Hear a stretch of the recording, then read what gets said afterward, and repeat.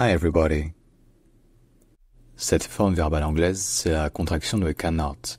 Donc littéralement, ne pas pouvoir. Donc en tant que conjugaison, ça devient donc voilà, je ne peux pas, tu ne peux pas, etc.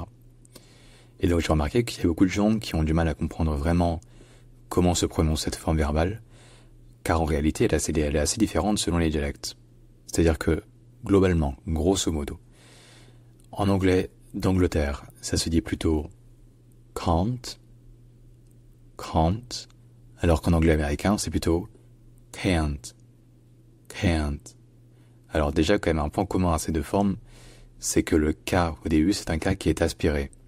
C'est-à-dire qu'on le prononce de manière à vraiment expulser l'air de la bouche, comme pour faire un H. Donc ce n'est pas juste can't, c'est plutôt can't.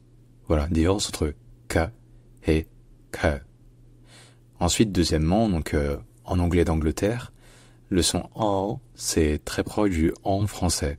C'est-à-dire c'est un A, mais qui est nasalisé dans cette position-là. Donc ça devient très proche du en français, sauf que le N est quand même prononcé ensuite. Donc en anglais d'Angleterre, c'est can't, can't.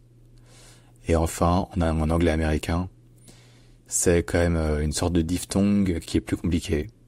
Parce que c'est ce qu'on appelle en américain donc le air raising, qui se produit devant le N. Et donc qui provoque le fait que la voyelle A, dans cette position-là, est transformée en diphtongue qui rassemble un peu le son E et le son E. Donc ça devient can't, can't. Bref, si jamais il y a d'autres mots sur lesquels vous posez des questions, proposez-les en commentaire, n'hésitez surtout pas. Et évidemment abonnez-vous.